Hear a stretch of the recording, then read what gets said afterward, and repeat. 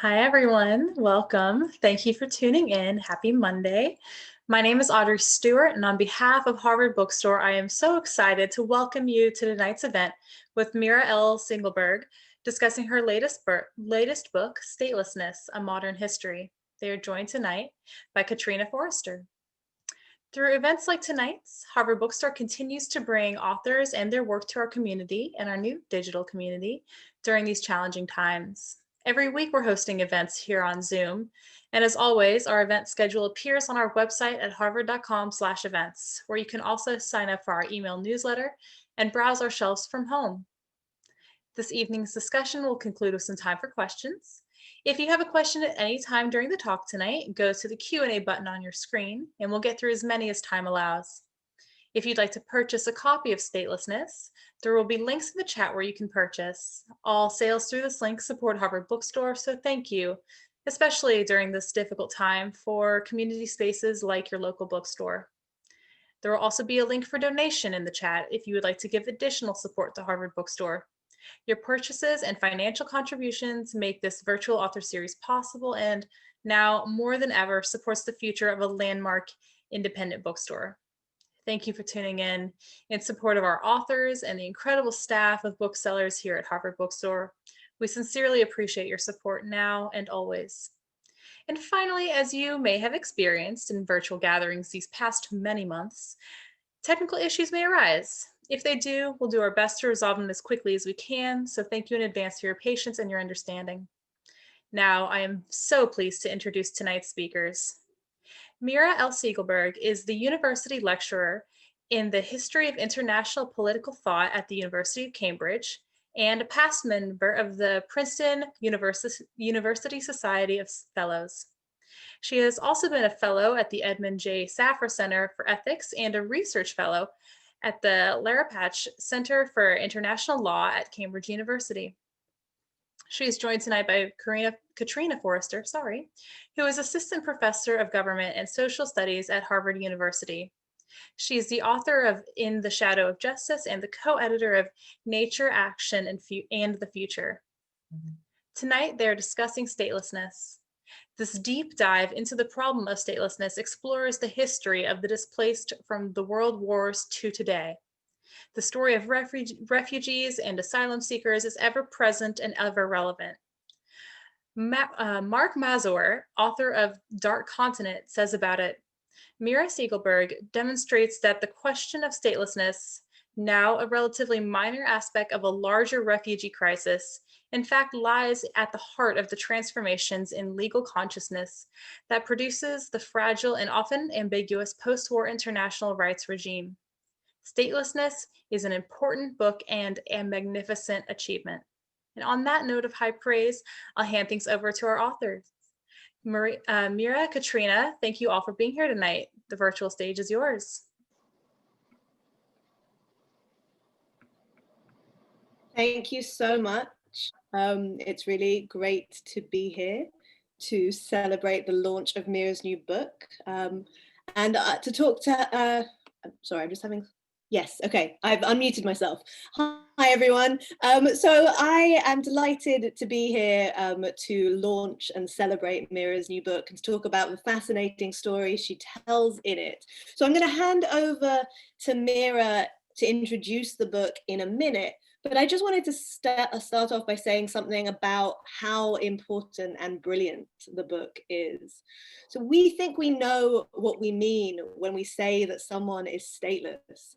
But what Mira's book shows is that this legal and political category was historically contested.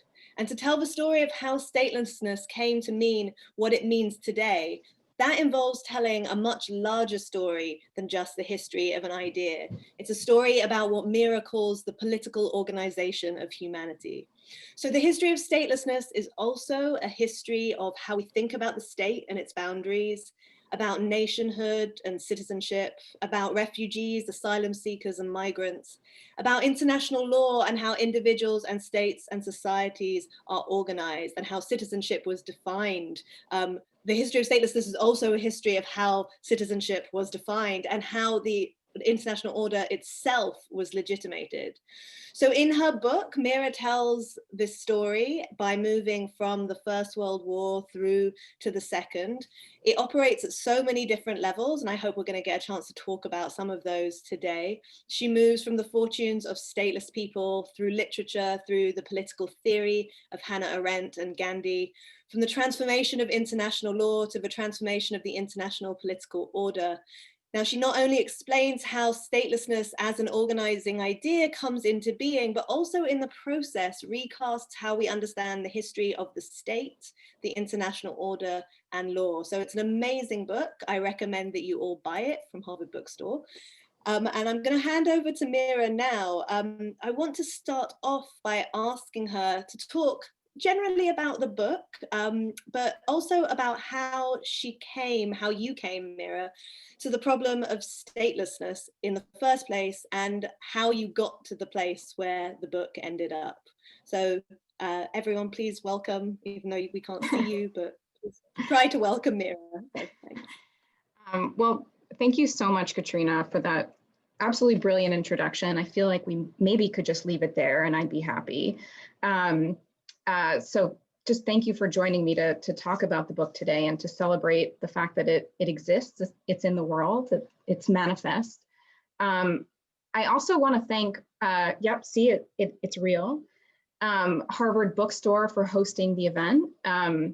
It's quite meaningful that for my first book that I get to talk about it, if not in the brick and mortar store, but in the Harvard Bookstore. I spent a lot of time wandering around the bookstore as a graduate student, and maybe even thinking about what it would mean to one day have my book on the shelf of Harvard University Press books. I don't know if my editors are here. It's hard to know what here is and where everyone is, but it's a nice opportunity for me to thank everyone at the press, Joyce Seltzer and James Brandt and Joseph Pomp, and also Sonia Bonchak.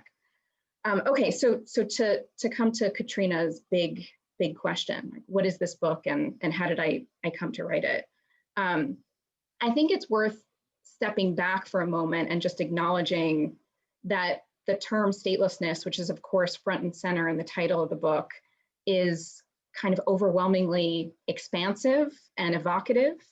It, I think, brings many different things to mind. It might bring to mind a collective, a people that don't have a state of their own, or to use more emotive terms, a homeland. It might conjure thoughts about the 70 million people that are currently forcibly displaced around the world. And I think, as Katrina said in her introduction, that it automatically brings up thoughts about the state and what the state is, its nature, its future, and many other meanings might come to mind.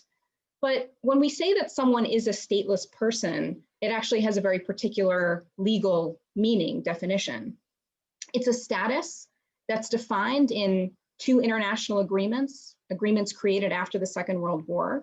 And it indicates that a person does not have a national status in any country. It's a form of legal membership that shows up in a passport or other identifying documents.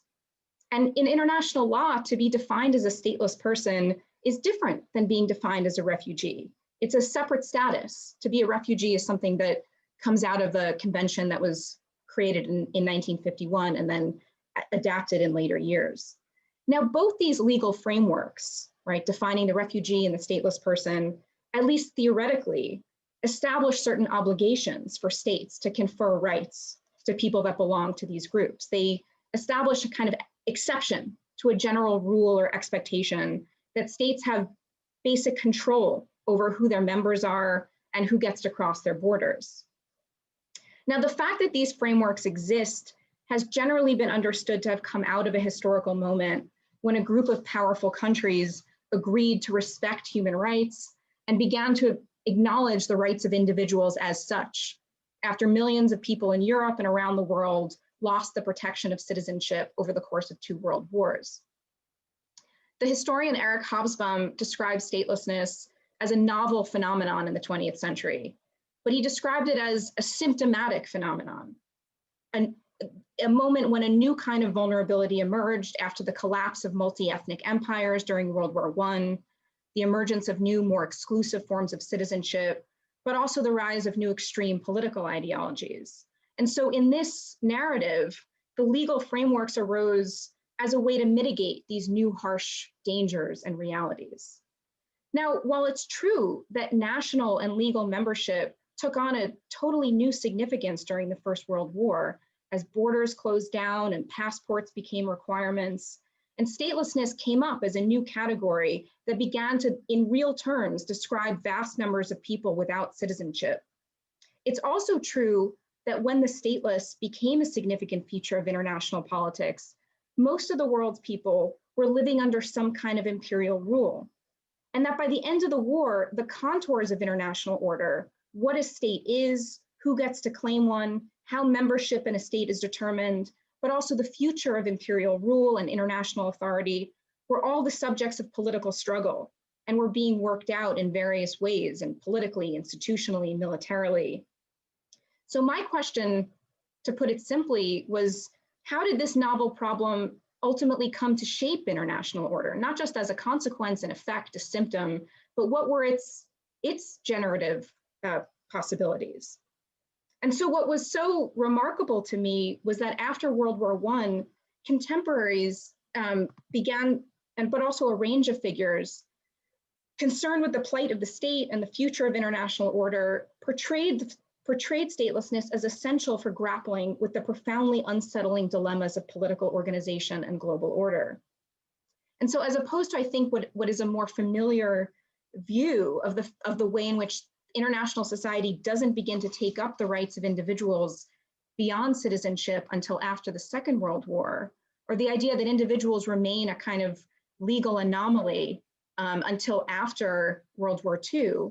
In fact, the entry of statelessness into international life began to inspire concrete reflection on the possibilities of law and rights beyond the state in a period when the future of empire and nation and sovereignty all appeared to be in question. And this symbolic implication of statelessness took hold against the backdrop of new international organizations like the League of Nations, but also new humanitarian movements that were established to provide relief for the suffering and the dispossessed. But we're also trying to reestablish order after the breakdown of war and revolution. Now, the book tries to explain why exactly the problem of statelessness was seen to have such explosive political implications, especially in relation to the more fundamental questions about the origins of political order and the nature of sovereignty, or what it means to be a person in the eyes of the law. But I'm really interested in how that ultimately changed, why the problem of statelessness became so marginalized in the post-war decade, how it became to be described as a neglected phenomenon, and then what this development tells us about the international order that now exists to segment people into different states, but also within different regimes of international protection. So I was trying to understand how the post-war legal frameworks work to contain the more destabilizing implications of mass statelessness, and ultimately, in some ways, stabilize the boundaries of the world of states, especially in the relationship between individuals and states themselves. But I also became interested in why the morally richer ways of appreciating the plight of statelessness, why it's a deprivation, why we should think about it as a deprivation to not have a nationality, how that more morally rich conception of the problem of statelessness ultimately also contributed to its marginalization as a problem fundamentally connected to how, as Katrina said, we organize ourselves politically as human beings, and to the basic challenge of how we as human beings organize ourselves collectively, but also how we deal with phenomena that are intrinsically collective in nature. And it wasn't my intention to suggest that in our current moment, I'm thinking about the 70 million displaced and maybe also thinking about the impending crisis of climate migration that I think is inevitably going to change the boundaries of the world, that we could find ready to hand institutional answers. I'm not suggesting that we can, though I do think the history of statelessness does give us an important archive of precedents, things like the Nansen passport, which came to identify people who didn't have a nationality. But I did really want to understand the nature of the settlement established after World War II. And in some ways to suggest that we are inevitably going to have to connect the question of what it means to belong somewhere politically to these more fundamental political questions that we're going to face in the future. And I'm just so excited to talk about it with Katrina and with everyone here. So. Thank you, Mira. That opens up so many different questions that I want to ask you about. But I think, well, one of the things you make clear in the book, and you've just done there, is how much this concept and legal category was contested, how much it changed, how its meanings changed in these different eras, these different political and historical regimes. And so I just wanted you to maybe start off, or the first question I wanted to ask was really, you begin with the First World War. And so how was statelessness understood then, before we get on to understanding how it's changed today? Mm-hmm. Yeah, I mean, I think to give a kind of typical historian's answer, I mean, to understand why the First World War is important and why it's so important to the story, we have to understand something about what came before it. So there is a background in the book about, well, if it meant anything, what did the concept of statelessness mean before millions of people came to be identified with this category? What did it mean to be stateless? And how did some of those meanings persist in some ways across the divides that shape the narrative that as I've constructed it. And as I wrote it and as I thought about the project, I thought about, a bigger history of ideas. I mean, you could start with an ancient Greek play like Medea, and just thinking about the problem of the stranger, right? The problem of the non-citizen, especially in a political civilization that's concerned with citizenship and the outsider being almost a kind of dangerous outsider, the person who doesn't belong. So you could tell a kind of bigger history of ideas story, and I mean, there are numerous places you could start.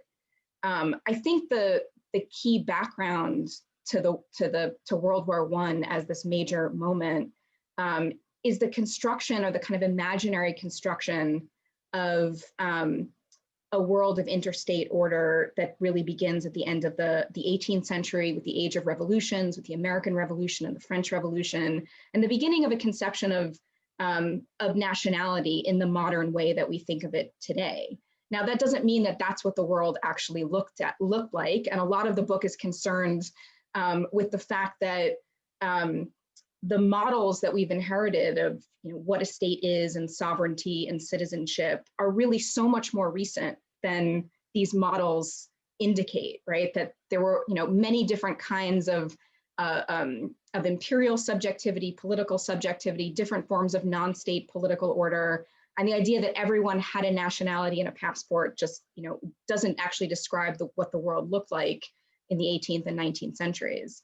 But I do think it's important that in the decades before World War I, in the imagination, especially of international lawyers and kind of emerging states, that the idea that someone could not have a national status, could not have any national status, both represented this kind of cosmopolitan possibility, but was often described as something that could only exist in the realm of fiction, right? It's impossible to truly be stateless because the world is organized into various political communities. So the idea of a free-floating individual without any kind of national status was often described as this kind of fiction, this literary fiction. And so what's so significant with World War I isn't just that there are so many more people that become displaced and that suddenly don't belong into the new borders as they're being reconfigured, but that suddenly stateless people are being acknowledged as something real in the world, that courts are saying, well, this is a stateless person. There are international organizations that are beginning to conceptualize the problem of statelessness. And they're beginning to conceptualize the problem in a very particular way. They're saying, well, if everyone has to have a nationality in order to have a kind of legal status, especially in the imagination of what international law is. International law is really the law between different states. It doesn't include individuals. And what that means is that if a person doesn't have a national status, then they're an anomaly. They're a kind of strange, irregular exception. And they're a problem from the perspective of being an irregular exception. So there's two major important things that happen with the changes that take place during the First World War. So the Habsburg Empire turns into new republics, which is a kind of unexpected outcome. There's a Russian Revolution. The Ottoman Empire becomes the Turkish Republic, and as well as other republics kind of form out of the former empire. And this leaves a lot of people without citizenship, in addition to the many people that have been fleeing the violence of the war. But it also, because of the previous implications of statelessness, it also means that there's suddenly millions of people in the world who are being described as stateless, and it's a new phenomenon that indicates that something radically new is happening in the sphere of international politics. So the book really kind of picks up on that moment. I want to ask you a little bit about later periods, but before I do, there's something that really struck me reading your book, which was how the concept of the stateless person is actually in many ways so different to concepts of the refugee, other forms of non-citizens who are outside of the realm of the state, or somehow individuals who are subject to international law. Can you talk a little bit about those differences and how they change over time, especially in that post-First World War moment, kind of moving forwards? Mm-hmm. I mean, there is a lot. I mean, I was interested in the different ways that these categories get formed and debated and contested and ultimately cashed out. And I mean, one of my arguments is that these aren't kind of superfluous, epiphenomenal debates that don't actually speak to power, but that actually they indicate much deeper conceptions and ideas and arguments about international politics, about states, about international order, so that they're really important debates to kind of pick apart. I mean, in a basic sense, the concept of the refugee, I would say, is just much older as a kind of international legal concept, and that it's significant that statelessness means something else and more than just having to flee, or as being something that arises as a result of persecution, which is ultimately how the category of the refugee comes to be defined. It's true, though, that there's continual kind of enmeshing and entanglements, and it's a very knotty story of trying to pick apart how national governments and international organizations work to disentangle these concepts. After World War I, there is more of a conflation between the concept of the refugee and the concept of the stateless person, because, and in a way, it fits with one of the larger arguments that I'm trying to make, that the problem is not having the protection of a state. I mean, that the definition is much baggier, and as a result, it has this much more generative capacity to get people to think about, well, what is a state? How does one get one? What's the nature of its obligations to protect?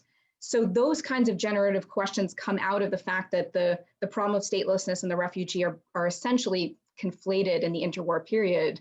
Although one of the big stories is the way in which some groups are defined in more legal, formal terms as stateless. So there are some groups, including call them refugees, emigres. There's different kind of designations.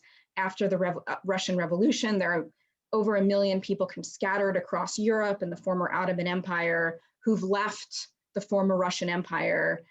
They no longer have status as Russian imperial subjects. They don't have a status as Soviet subjects. And so the question is, well, what are they? You know, do they have new citizenship in new states? How to define them?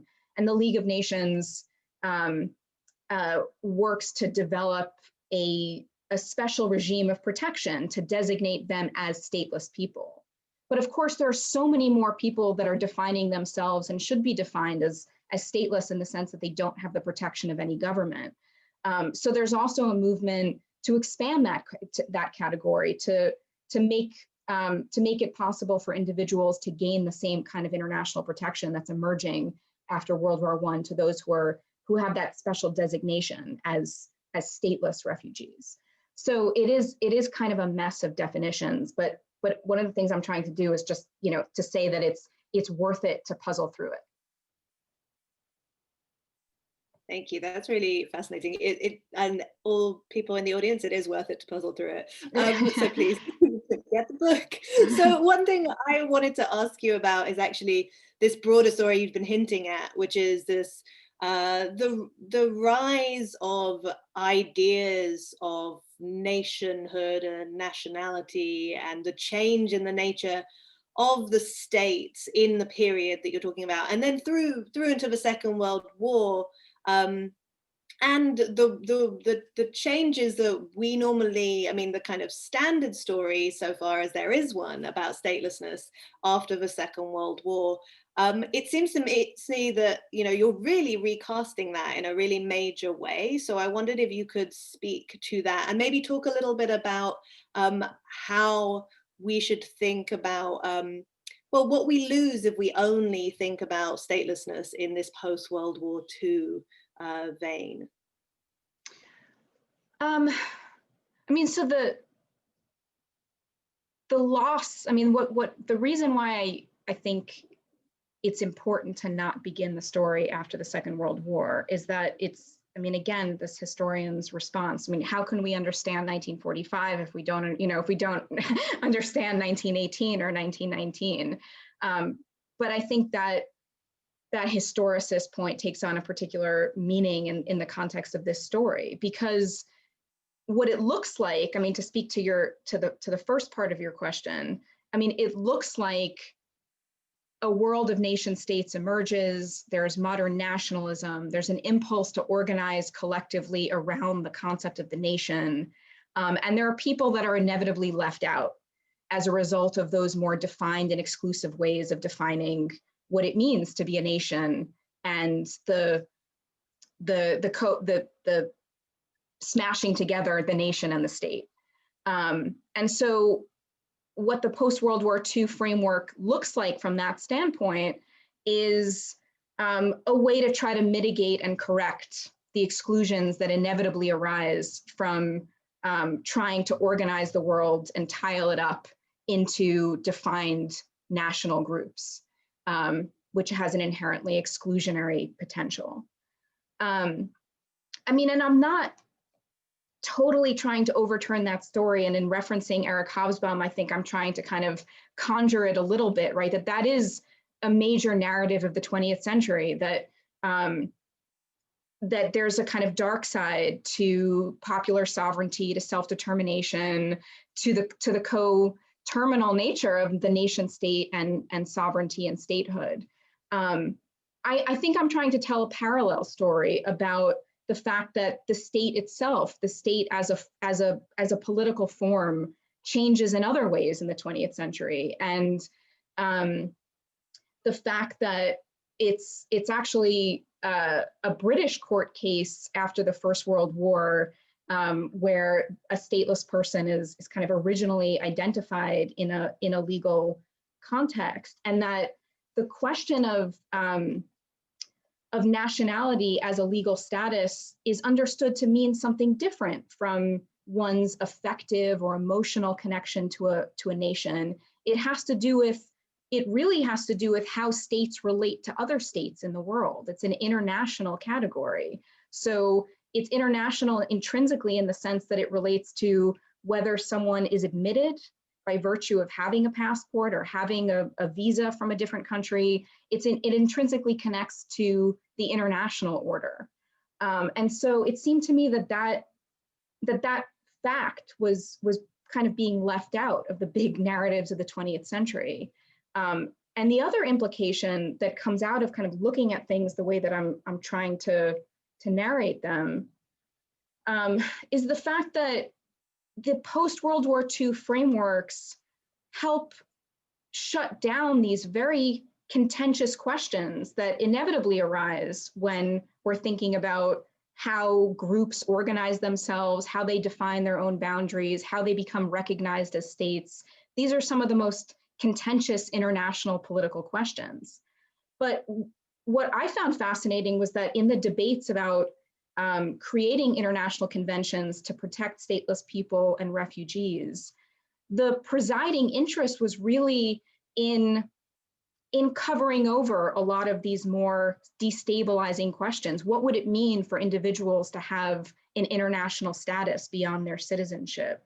What would it mean for collectivities to have rights without a state, to have international rights without statehood? These are all questions that I think we're still confronting. But in the post-45 era, these international conventions and international law itself, I think, work to neutralize some of those more destabilizing issues, in part by making the concept of nationality less abstract, less formal, and defining nationality as something that was intrinsically more substantial, that reflects an individual's social connection to states, which I think ultimately ends up covering over in some way the question of how states end up organizing themselves and establishing their boundaries in the first place. So it's a lot, but it's not actually a very long book, by the way. You tell this amazing story in the book about how, you know, nationality comes to be this experiential, social, as you're saying, this like thick category, but it doesn't start off that way in the story you tell. And that was really fascinating to me. Now, I could ask you questions all evening, but the audience should also have a go. So I'm just going to remind you to please put those in the Q&A box, and I'm going to start taking them.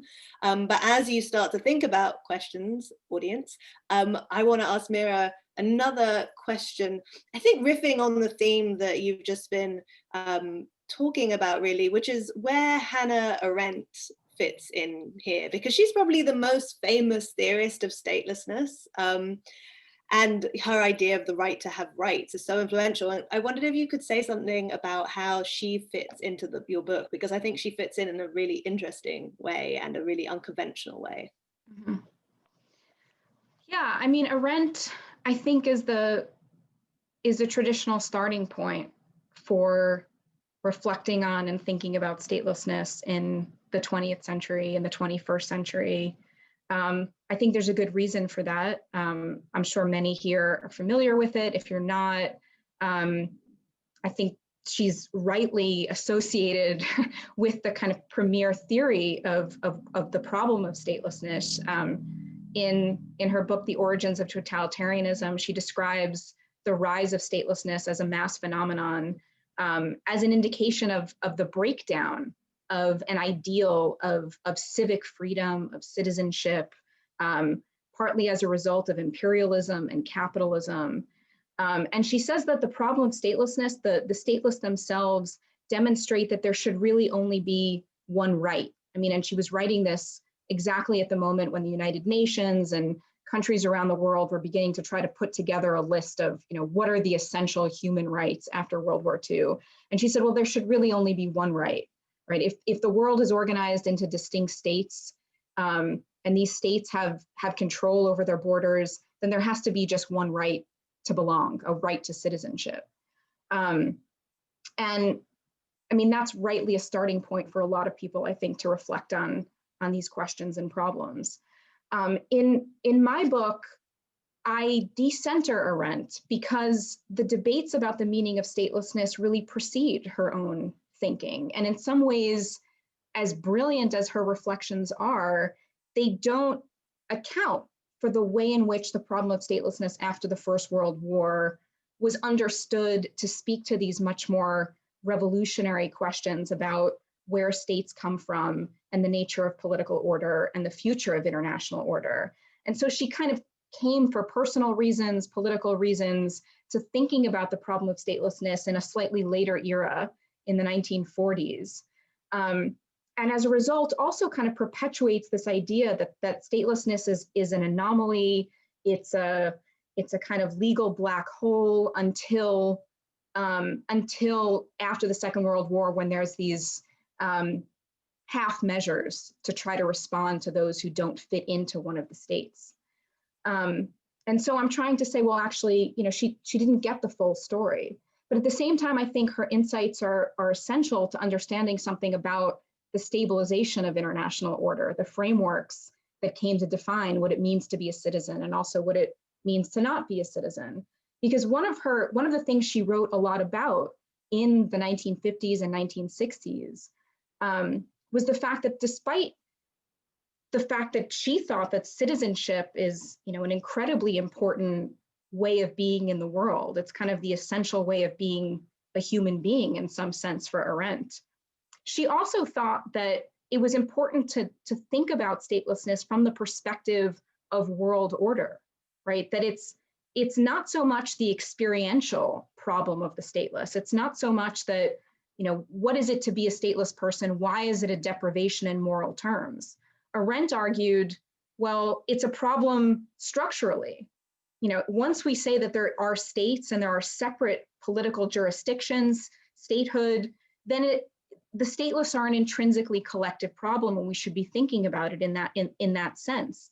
And so the question is, how did it come to be seen differently? Or how did the post-war conventions and international thought in a broader sense end up kind of marginalizing that issue? And even though Arendt continues to be this kind of touchstone, I think a major aspect of how she thought about the problem of statelessness gets lost if we don't take into account a bigger history actually of law itself, how people thought about law and its relationship to politics and political order. And one part of the story that I think she did emphasize in her writings was the way that a more humanitarian and moral approach to statelessness can ultimately elide these more kind of fundamental political questions of, where do states come from and how do they establish their boundaries? So there are loads of really good questions, and some of them ask questions I wanted to ask you. So I think I'm going to start taking some of the questions in the Q&A. And please, everyone who wants to ask, please do ask. I'll try and bunch questions as well. There are lots of them. So one of the questions is kind of builds on something you were just saying just now. So I'm going to start with it, which is, what kind of work does your argument do to destabilize not only legal categories, but the kind of the political forms themselves that it considers? So could you speak to that? I mean, I know that there's a wonderful, because I've read the book, I know there's a wonderful section about the kind of real political effects of law. And so could you talk a little bit about that? I mean, huge question. I'll speak to it in the way that I think I can speak to. I'll try to speak to it. So, I mean, to step back for a second, I mean, I think there's one important narrative of the 20th century that, and the role of international law and law in general, that I think is kind of an important background to what I've tried to say in the book. And it has to do with the way that law itself begins to be understood as something much more political, much more embedded in social context, and itself a kind of artifact of power. And I think it's an important feature of those who argue about the importance of statelessness for the future of international order, that one thing they have in common is thinking about legal categories and legal forms as themselves being powerful in the world, as constitutive of reality in some way. And we could debate whether or not that's true. I mean, there are different ways of thinking about that question, right? The way in which the way we write laws, how they're codified, how we think about kind of legal order, legal form itself, how that kind of shapes our politics and shapes kind of political realities. But the one big part of the narrative is that an important thing that happens in the 20th century, and it happens in a very particular way in relation to international law, especially in the 1930s, is that many begin to think that law is just politics, that's all it is. So there isn't a lot of power that can be had to those who try to wield it, right? Who try to kind of like change the world by expanding the power of international law, for example. But one effect that has is that it ends up decentering nationality, which retains its formal legal qualities, right? Even now, if you were to read a textbook, or if you were to read even look at your passport, in contrast to citizenship, which we think of in this much thicker political sense, nationality is defined as kind of formal and legal. It relates to how the state identifies you in a kind of bureaucratic way. And so once we begin to think about nationality as something that's more substantial, more real, it's a kind of irony that the problem of statelessness tends to kind of get minimized and disappear. Now, I'm not sure if that gets to the question, although I will say that I think many have written really beautifully on the way in which the legal categories themselves ultimately, of course, shape the real lives of people who end up being defined in certain ways, whether you're subject to a particular international political regime, how you define yourself. And I think there are many stories that could be told about that. And in a way that speaks to the fact that these categories are constructive and formative, and we should inevitably understand them as having a real effect on the world. It's one of the reasons why thinking about the conventions that I've been talking about as just an idealistic hope misses the way that they have already kind of carved up reality. So on that, could you actually talk, one of the questioners asks you to talk a little bit about examples of groups or individuals who become stateless after the First World War. So could you speak a little bit more to who these people are? And I think also relatedly, I could bring in another question here for the sake of bundling. Someone asks whether you've looked into the history of denationalization as well. And so could you speak to those two together? Mm-hmm. Yeah, those are great. So yeah, I think it's good to get less abstract because it's a big story. I think we end up at this level of like concepts, but of course, like it's about very real people. And there are very real people that make the history that's in the book. So after World War I, we could think of statelessness in this much more expansive sense. And there are many different people who are beginning to describe themselves in these terms. So the first chapter is kind of unexpected, I think, because it's not about, I think, the normal way we think about stateless people and stateless groups. It's actually kind of interesting engineer who's originally from the German Empire, who migrates to the United Kingdom, who lives in London, and is ultimately defined as an enemy alien. And as a result, sues the courts. It becomes a famous court case where he sues to be recognized as a stateless person because he claims he had lost his connection to Germany, that he shouldn't be defined as a German national.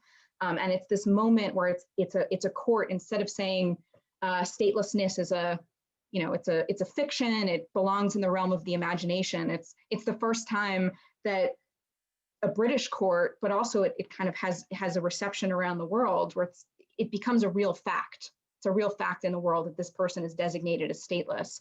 So there are people who are seeking to not be identified with an enemy country. I mean, this is a wartime context and an immediate post-war context where being identified with the wrong side might mean that you either end up in an enemy alien camp, or it might mean that you might be stripped of your property. I think maybe better known, I think I mentioned it a little bit earlier, are the many people that left the Russian Empire, later the Soviet Union, during and after the Bolshevik Revolution for a variety of personal and political reasons. They end up, really spread out across Europe and outside of Europe, in China, in the former Ottoman countries.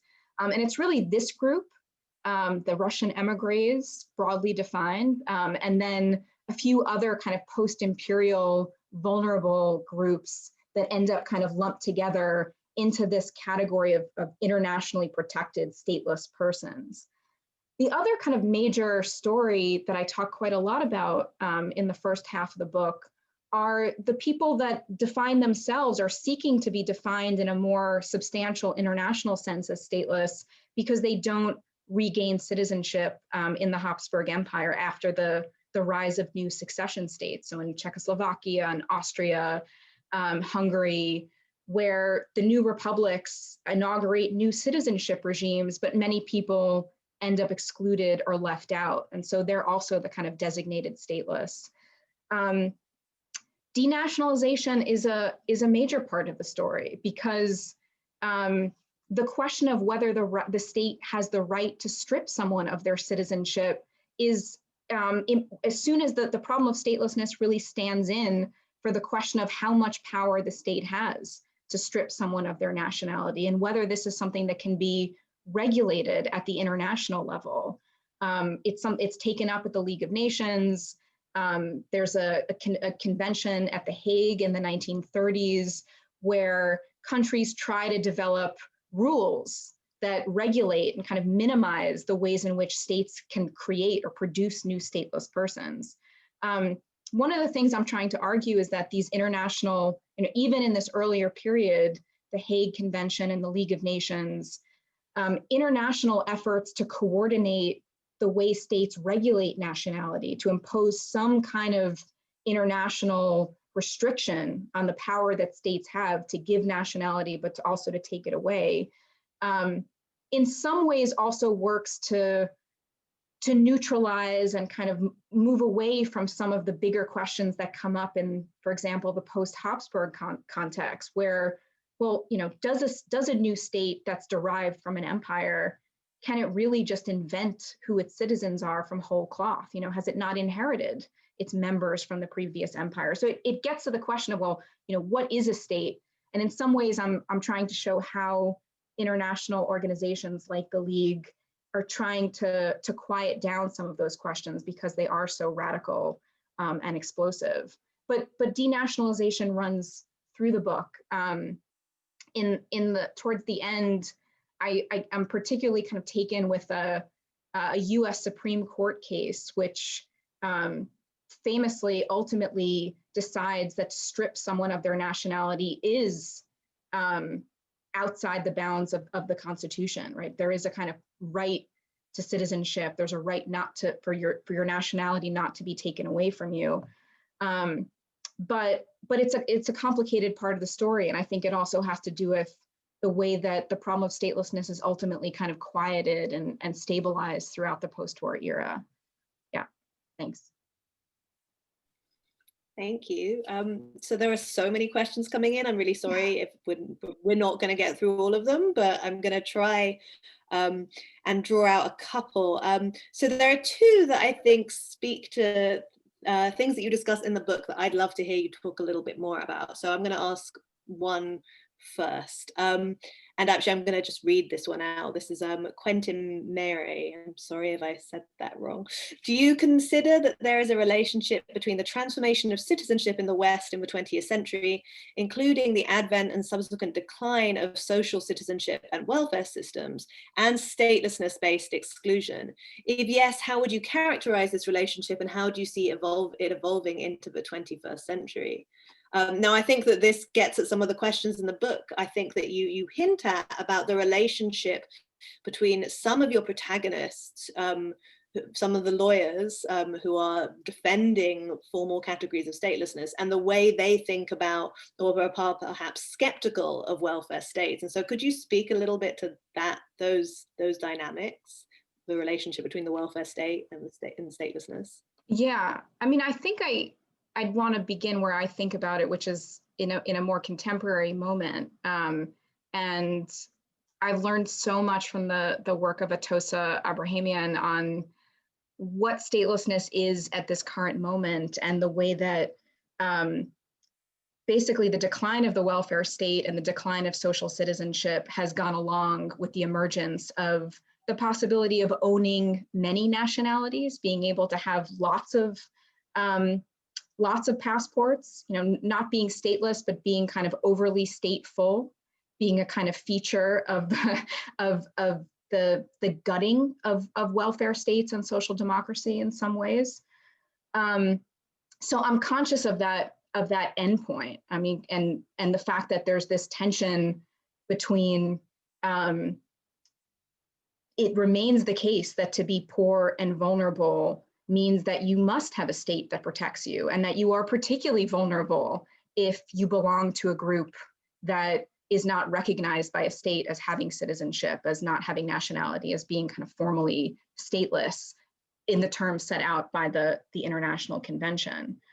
But it is kind of an important part of the intellectual history that the legal scholars, the people that had been trying to think critically about the problem of statelessness from the end of the First World War through this period after the Second World War, that they come to see this changing conception of citizenship as something that is more substantive, that comes with more social rights, as inherently marginalizing the fact that nationality is a kind of formal entry ticket, and that when citizenship begins to be thought of in much more substantial ways, it ends up having implications at the level of international organizations and at the level of international law in how we think about nationality itself. And the fact that its kind of formal legal qualities starts to seem illegible, insignificant, not as important. And these figures continue to emphasize that you still need that formal entry ticket, right? I mean, to get access to the welfare state, you still need the entry ticket. And so it's not that there's a necessary contradiction. I mean, although one could of course talk about the relationship between kind of rights to move, rights to emigrate, and social rights and the welfare state. I mean, that's a much bigger story. But in my story in the book, more contingently, the way that international organizations and countries begin to talk about nationality, not as this kind of formal entry ticket, but as something that speaks to these more substantial social ties that connect citizens and connect individuals to states, makes the problem of statelessness at the international level just more invisible.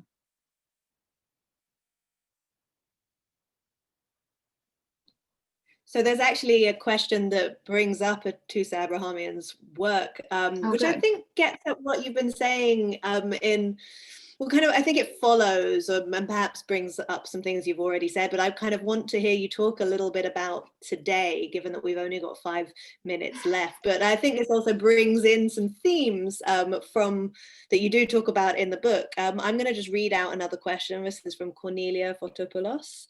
You seem to be suggesting that statelessness initially contained potentially liberatory possibilities by posing a challenge to the global order. Yet since nations continue to act as organizations that disperse rights and regulate borders, it seems that practically speaking, statelessness is a condition of deprivation and a lack of agency over mobility, in contrast to elite cosmopolitanism of the kind that Atusa has pointed us towards. So how do you see statelessness as containing this challenge to the power of the state, when it seems that only those with wealth can pose any real challenge to its global domination? I think I might not have read that entirely correctly, but I think you can maybe speak to that. I mean, the history of, I mean, it's a bigger issue, right, about who has a voice in the making of global order, right? And one part of the narrative has to do with the creation at a formal level of a world of kind of formally equal sovereign states. But of course, there's this other story about how the creation of, at least at the theoretical level of post-imperial formal sovereign equal states at the level of form, how that really doesn't tell us that much about how hierarchies and power and wealth persisted as kind of the underlying forces of global order. I mean, that's a kind of a big story of the 20th century that needs to be told and is being told in lots of different ways. I don't mean to indicate that there is this kind of, we should be backwards looking, and that the post-World War I moment was emancipatory and represented this possibility of being free from the state. I think there were some people who saw the emergence of statelessness in the real world as representing that possibility. And those people came from a variety of political backgrounds. You know, ideologically, it wasn't all libertarians or people who wanted to kind of get rid of the state. There were different kinds of cosmopolitans. There were different forms of kind of socialism that had a post-status imaginary. I mean, one of the reasons I think we can't go back to that moment isn't just because I think the state continues to be kind of the presiding way we organize ourselves, which is why statelessness is an intrinsic deprivation. I mean, in part, it has to do with the fact that ways of thinking about law and politics were kind of embedded in a very particular imperial international moment. And I don't think we can go back there. I don't think we should go back there.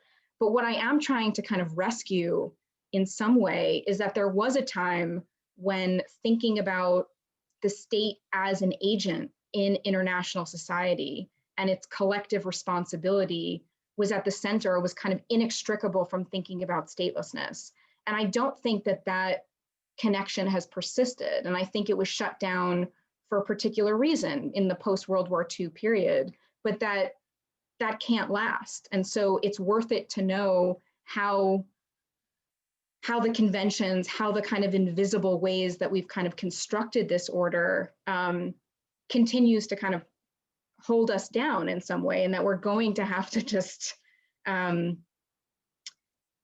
to connect the problem of kind of mass migration to these more fundamental political questions, but that it's maybe it's easier said than done to accomplish this. And I think my book is just trying to kind of to add a little bit to that project.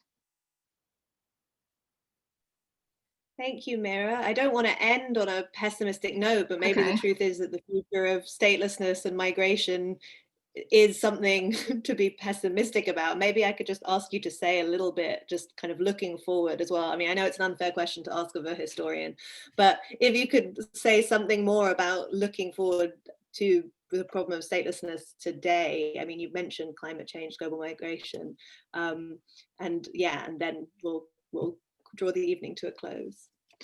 I mean, I would just say that returning to I write at the end of the book that I finished writing it basically as the lockdown started. I mean, just at the beginning of the pandemic, and where it just became impossible not to think about states assuming more responsibility for their citizens, but also the fact that not only their citizens, I mean, that it's impossible to only think about kind of the given borders of the world. And so regardless of whether you think about the longer history of statelessness, I think we're going to be connecting the nature of the state and its responsibility to these kind of larger collective crises inevitably. And maybe kind of pulling off some of the blinders that we've set for ourselves and how we think about those questions is just a start. And I'm hopeful. I mean, what else can one be, right? You have to be hopeful. So I would end there. Okay, thank you for ending on a more hopeful note. And everyone, congratulate Mira on her wonderful new book, and please buy it. The link is and buy it from Harvard Bookstore. The link is in the chat. And so thank you, Mira, and thank you to Harvard Bookstore as well. It is very pretty. And yes, please support our authors. Please support publishing. We need your help now more than ever.